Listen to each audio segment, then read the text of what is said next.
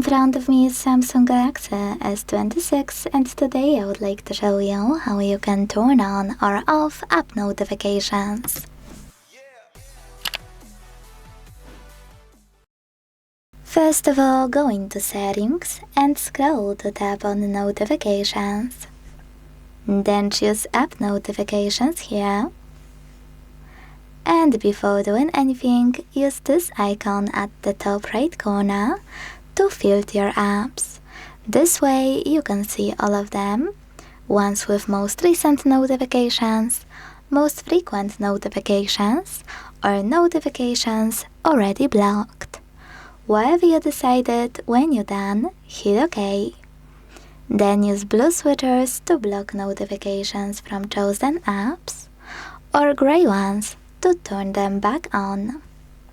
Quick tip, you can also tap on any app on the left and use this switcher next to Allow Notifications at the top. You can also manage all of those options of notifications only for chosen app. Thanks so much for watching. If you enjoyed this video, leave a like, comment and subscribe. Bye!